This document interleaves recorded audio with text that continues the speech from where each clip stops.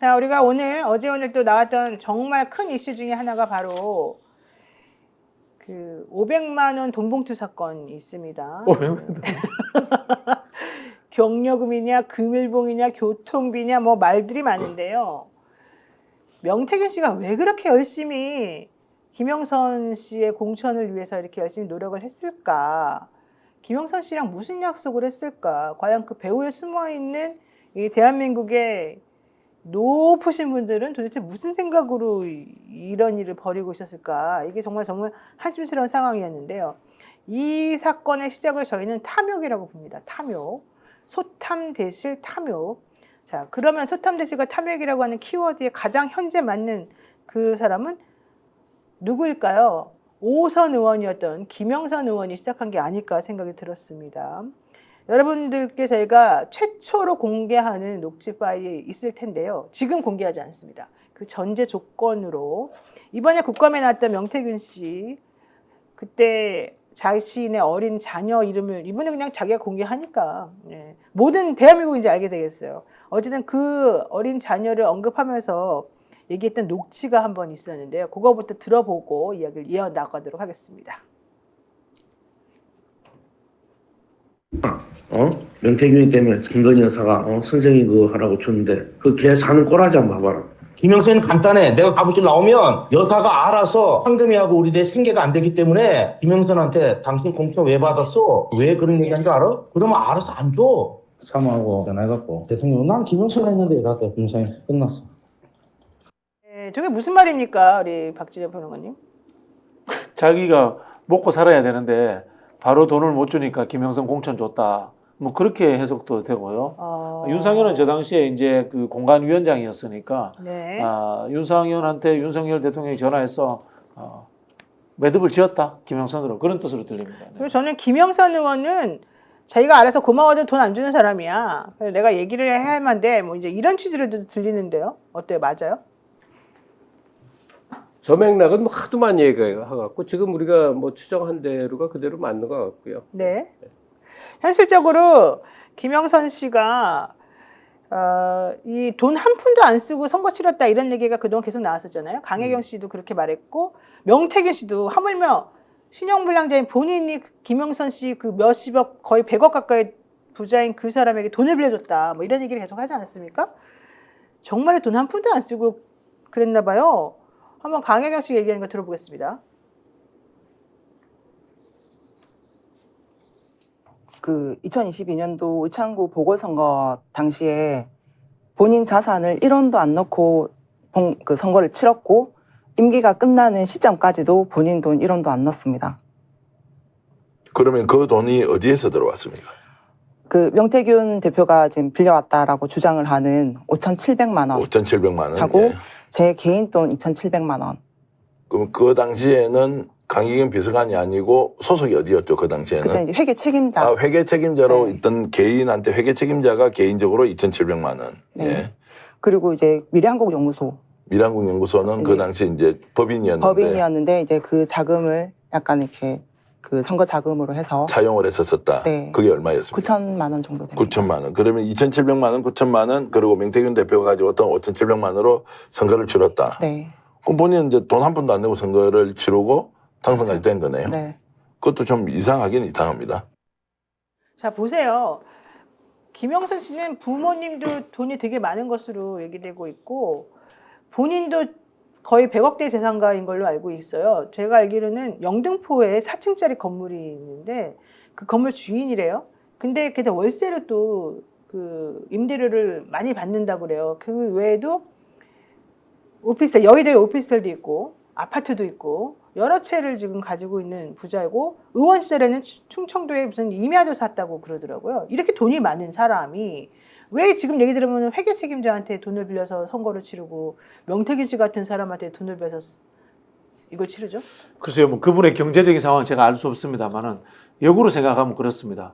명태균 씨는 왜 김영선 씨까지 공천도 받아주고 돈도 대줘가면서 저 사람을 국회의원을 만들려고 했을까? 그렇죠. 라는 역으로서의 의심이 시작될 수 있는데요.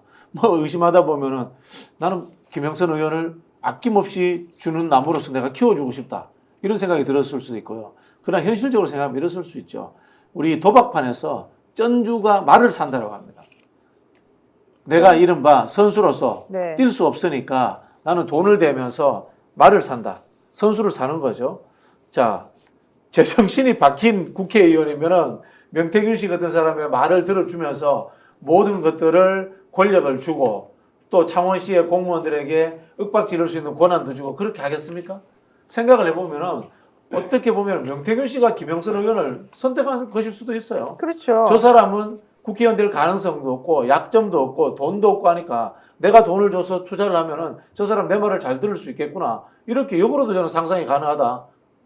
그러니까 이게 가불관계의 변천을 좀 냉정하게 쭉 볼 필요가 있는데 처음엔 김영선이 갑이었을 거라고 추정이 들어요. 아. 우리가 녹취를 통해서 본 얘기는 그 명태균 씨가 오선 의원을 막 욱박지르는 것만 봤잖아요. 근데 전후 관계를 보면 명태균 씨에게 김영선은 엄청나게 중요한 존재였을 거예요. 왜? 유력한 자원을 만날 때 명태균이가 뭐라고 연락을 하고 뭐라고 만났겠냔 말이에요. 근데 김영선은 알려진 사람이고 학교 관계도 서울법대 쫙을 하단 말이에요.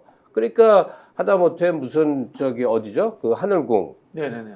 허경영 씨. 허경영한테 돈 양주. 하러 갈 때도 말은 명태균이가 하지만 김영선이 보증인처럼 옆에 있어주는 거예요. 맞아요. 알려진 존재니까.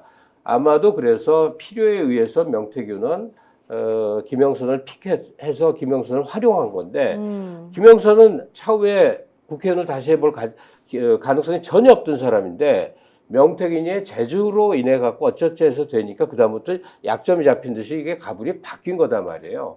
그러니까 그 관계의 흐름으로 좀 봐야 되지 않을까. 맞습니다.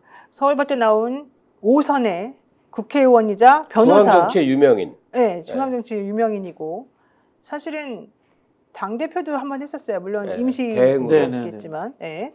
그런 사람이 명태균 씨한테 제발 입 좀 다물고 가만히 좀 있어라. 당신은 정말 제정신이 아니다. 이런 소리를 들으면서도 꾸역꾸역 참아냈던 그 이유가 뭔지 참 궁금한데 이 녹취 한번 들어보시면 스픽스 최초 단독 보도하는 건데요. 이 녹취 한번 들어보시면 여러분 아마 깜짝 놀랄 겁니다. 김영선 씨가 명태균 씨 집에서 쫓겨났다고 합니다. 왜 쫓겨났을까요? 그 훌륭하신 분이 시골에서 소 키우시던 명태균 씨에게 한번 들어볼까요? 나는 오해받는 것도 싫거든. 진짜 우리 집에 전화해보면 알잖아. 우리 마누라 김영수 쫓아냈어. 문 안 열어주고. 우리 애 책임질 수 있냐고 물어봤어. 황금아, 저거 김영선 의원하고 막 한 15분 얘기하대. 그래서 내가 잘 들어. 그래서 내가 의원님 우리 저 황금이 책임질 수 있어요. 그랬더니 대답을 하더니 좀 이따가 1분만 책임진대. 그래서 내가 쭉 얘기했지. 당신 때문에 5년 동안 내가 빚이 2억이. 지금 내년부터 나는 그 빌린 2억을 이자를 내야 돼. 그러면 400이야 월. 월 연말 지나면 이자를 줘야 된다고. 내가 우리 마누라 다 알아. 그래서 내가 김영선만 되면은 우리 식구가 먹고 살 수 있다. 내가 황금이하고 나이가 50 차이 나는데 당신 이해라. 우리 아버지 제사도 못 지냈어. 내가 어떻게 사는지 우리 마누라가 당신 그랬는데 김영선 와서 하는 말이 나중에 한 시간 지나서 하는 말이 뭔지 알아? 그러면 내가 황금이 교육비는 좀 댈게 이래. 마누라가 아니 우리 집안을 먼저 그래 김영선 쫓겨났어 우리 집에서. 야, 우리 집안을 먼저 좀 살려달라. 그 말을 참아 못하고 황금이 교육비 된다고 그러면서 쫓아내버렸다는 건데요. 저게 납득이 가세요 지금 저 상황이? 아니 근데 정말 납득이 안 가는 게 김영선이 어린 사람이 아니고 세상을 살 만큼 살았단 말이에요. 거기다가 재산도 있단 말이에요. 저 얘기는 지금 우리 딸 인생 책임지기 말도 안 되는 얘기 아니에요. 돈 달라는 얘기잖아요. 그러니까 채권 채무의 관점에서 정확히 선을 그어서 딱 돈으로 털어냈어야 될 일이야. 그러면 이 많은 사단이 아마 없었을 거예요. 근데 어느 순간부터 사람의 그 기세라는 것도 있어서 김영선 씨는 명태균과 일을 하는 어떤 와중서부터 그냥 완전히 도가디는 쥐처럼 이렇게 쥐처럼 잡혔던 것 같아요. 근데 돈을 안 털고 저렇게 질질 끌므로 해서 네. 위치도 불안정해지고 맨날 구박받는 처지가 되고 심지어는 명태균 씨 부인한테 집에서 쫓겨났다는 게 사실이라면 저게 말이나 되는 일이냔 말이에요. 네. 그러니까 온갖 굴욕을 감수하고라도 작은 이익을 지키고자 했던 김영선이라는 전직 국회의원의 이 행태가 얼마나 기가 막히고 놀라운 일인가 하는 생각만 듭니다. 그러니까 의원님 우리 황금이 책임질 수 있어요? 그랬더니 대답을 안 하더니 조금 있다가 일부만 책임진대. 교육비 좀 대줄게. 교육비. 네. 일부가 교육비. 내가 김영선만 되면 우리 식구가 모두 먹고 살 수 있다 이렇게 얘기를 했는데 교육비만 된다고 하니까 그 부인이 우리 집안을 먼저 좀 이랬다는 거잖아요. 제가 김영선 씨 잘 알아요? 과거 정치권 생활을 좀 들어봤어요. 아, 평판이 별로 좋지 않아요. 평판이. 예, 평판이 별로 좋지 않고 어떻게 사생활 안 좋아요? 문제도 많이 있고 인간적 네트워크 문제도 구설이 많았다 이런 소문들이 있더라고요. 물론 뭐 그걸 다 주관적인 거니까 그분이 김영선 씨를 안 좋아했기 때문에 저한테 그렇게 이야기했을 수는 있습니다만은 어느 순간에 고향에서 정치인 하다가 사라진 사람 아닙니까? 초창기 등장할 때 보면은 이분이 화려했죠. 시민단체 경력도 있고요. 그리고 서울대 법대 출신의 판사라는 설도 있었습니다. 정확치 않습니다. 그러다 보니까 총망받는 정치인. 또 웃긴 얘기인데 지금 보면 안 떠오르겠지만 젊었을 때요. 네. 인물이 반듯했어요. 네네네 맞습니다. 인물이 좋았었어요. 사실은. 네네. 그 나경원 의원 못지않은 네. 스타성을 겸비하는 의원이다 이렇게 했는데 그랬었어요. 어느 순간에 사라져 버려요. 그게 아마 저는 그런 개인적 특성도 작동하지 않았나 싶고요. 쉽게 말하면 이거지 않습니까? 명태균 씨가 신용불량자이기 때문에 자신의 돈을 빌려줄 건 없어요. 그럼 어디서 돈을 갖고 와서 그렇죠. 줬단 말이에요. 이게 중요하죠. 근데 이게 신용불량자가 아니거나 법적으로 문제가 없다면은 차입이 가능합니다. 정치자금법으로도. 정치자금법 통장에 차입도 가능해요. 그걸 안 했단 말이야. 그럼 뭔가 구린 구석이 있는 투자가 있었다는 뜻이거든요. 그럼 김영선 씨도 그걸 안단 말이에요. 그럼 뭐냐? 어떻게 보면 떼먹어도 되는 거야. 그 기록상의 문제에서. 그러니까 그런가요? 결국은 이거는 김영선과 명태균의 굉장히 사적이고 내부적인 관계로서의 두 사람이 관계 지어지는 그렇죠, 거예요. 그렇죠. 여기서 분명한 사실은 강혜경 씨의 증언은 거의 확실하게 이 신뢰가 가거든요. 네. 즉 선거 전 과정에서 김영선이 1원도 안 썼다. 그러니까 그러면 선거 비용 어디서 왔느냐? 이렇다면 명태균이가 여기저기서 조달해 갔을 거는 거의 분명하고 네. 그럼 명태균이 돈을 조달해 갈 때 무슨 얘기를 하고 그쵸. 조달해 왔겠냐 이거야. 그렇죠. 어떻게 조달을 하겠어요? 신용불량하신 분이. 온갖 헛소리를 다 했을 거 아니에요. 네네네. 예? 김영선 의원이 말이야, 뭐여서 몇 배로 돌려줄 듯이 얘기를 네. 했을 거 아니에요. 그러니까 명태균이는 분명히 똥줄이 탔을 거라고요. 근데 웃긴 거는 김영선이가 끝끝내 돈을 안 주고 저렇게 버티면서 저 사단이 다 벌어진 거 아니에요. 아니 근데 보세요. 김영선이만 당선되면 우리 식구 다 먹고 살 수 있어. 이게 도대체 무슨 말도 안 되는 소리입니까? 시골에서 정치 브로커들은 그렇게 생각합니다. 그러니까 근데- 어떤 방법으로? 창원산업단지 비슷한 그런 경우에 이제 수준이죠. 부정한 일을 많이 키우려고 했겠죠. 네네. 여러 예컨대 사업이나 이권 사업 이권, 관련해서 그런 온갖 머릿속 명태균 씨 머리 돌아가는 거 보세요. 지금 등장한 게 몇 가지 있지만 한 10가지, 20가지 계속 플래닝이 있었을걸요. 근데 사실은 수도권에서 정치한 분들은 그런 생각 잘 안 해요. 왜냐하면 수도권이라는 데가 여야가 같이 들여다봅니다. 그렇죠. 그리고 시민사회의 성숙도도 상당히 높고요. 그리고 공무원들의 이 청렴도도 높기 때문에 그런 일이 잘 안 일어나요. 근데 이 특정 정당이 독식하는 지역들이 늘 보면은 비리 사고라든가 토착된 어떤 이 토호들 간의 문제 이런 것들이 발생하거든요. 그래 명태균 씨 같은 경우에는 그 본인이 자란 그 지역에서의 정치가 그런 식으로 이루어진 것들을 봤던 거예요. 그게 가능하다고 생각했는데 어떻게 보면은 김영선 씨는 그런 쪽으로 훈련되지 않았을 수 있다. 저는 그렇게 봅니다. 네. 그러니까 일단 이 사람은 2억을 투자한 거네요. 김영선 씨에게. 그건 사실일 것 같아요. 2억이나. 그럼 근데 2억은 자기 돈이 아무런 아니었을 증서가 것 같은데? 없어. 그 주장 2억. 2억은 자기 돈이 아니었을 것 같은데. 저는 그 돈은 들어갔을 것 같아요. 자기 돈이 왜냐면- 아니죠. 신용불량자인데 자기 돈을 통장에서 들어갈 수가 없죠. 그러니까 사람들은 뭘 보고 그러면 돈을 빌려줬어요?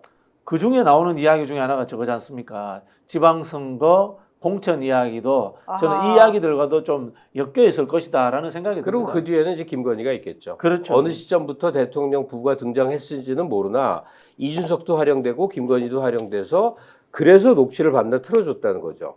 자기 말로는 보증할 수 없으니까 나 이렇게 대통령 부인과 혹은 검찰총장 부인과 이렇게 통화하는 사이야. 이준석이와 이렇게 가까운 사이야. 이게 모든 게 미천의 근거가 됐겠죠. 브로커라는 게 그런 거 하는 거거든요. 나 그렇죠. 유력한 사람 알아 해갖고 사업 깔아대는 거니까. 사실은 우리가 지금 이번에 구속영장이 청구된 사람이 지방선거 예비 후보들이었다고 그러잖아요. 거기서 이제 2명만 사실은 이게 그 구속영장이 청구가 됐는데 저희가 알기로는 훨씬 많아요. 사람 숫자가. 그렇습니다. 8명 더 네. 있다고 강기경 씨가 그랬죠. 훨씬 많아요. 저도 이제 이름들을 쭈르륵 다 이제 봤는데 정말 많고요. 그분들이 낸 돈도 합쳐보면 되게 많고요. 그분들이 그 돈만 낸 것도 아니고 거기서 만약에 공천이 안 됐잖아요. 그러면은 어떤 자리를 또 받습니다. 네. 그 자리를 사실은 명태균 씨가 줄 수 있는 상황은 아니었을 거 아니에요? 뭐 또 서울의 이야기에서 그렇죠. 그런 자리를 만들었겠죠. 그런 식으로 이게 돌아가는 모양새를 보니까 정말 이해할 수가 없는 그들만의 뭔가 지저분한 일이 오갔을 거라고 생각이 드는데 명태균 씨가 지금 이 자리에 자연인 명태균 씨가 나타나서 내가 권력이 세다 이렇게 하면 누가 믿겠습니까? 뭐 이게 외모 평가는 아닙니다만 우리 보통 사람을 평가할 때 신원서팔이라고 하지 않습니까? 네. 보이는 모습은 그렇게 신뢰가 안 가요. 그럼. 그럼 뭐냐? 그렇다고 해서 자격증이 있는 것도 아니야. 어떤 라이센스가 없다. 그럼 뭐야? 김건희 육성 틀어주고 그럼. 김영선 데리고 다니고 이렇게 하면서 작업의 기본 조건들을 만들어 가지 않았나 이렇게 생각이 드는 거죠. 노 변호사가 명태균한테 돈 된 사람 엄청 많아요 일 거라고 그랬잖아요. 근데 우리 몇 명밖에 모른다. 내가 만약에 그 지역에 사는 사람으로서 군수 한번 해보고 싶어서 뒷돈을 댔는데 일이 벌어졌잖아요. 꺼내겠어요? 돈이 많으면 절대로 그렇죠. 아무 일도 없는 것이 그렇죠. 되는 거죠. 그러니까 지금 절박한 사람이나 그 돈 주고 나서 사정이 딱해진 절박한 사람이나 극히 일부 나오는 것이지 이런저런 경우로 돈 찔러댄 사람들은 이제 거의 다 숨었다고 봐야죠. 스픽스는 말하는 언론입니다. 대세는 유튜브, 그중에서 스픽스. 좋아요, 댓글, 구독, 알림 설정. 여러분이 저희를 사랑해 주시고 우리가 여러분을 사랑하는 4가지 방법입니다.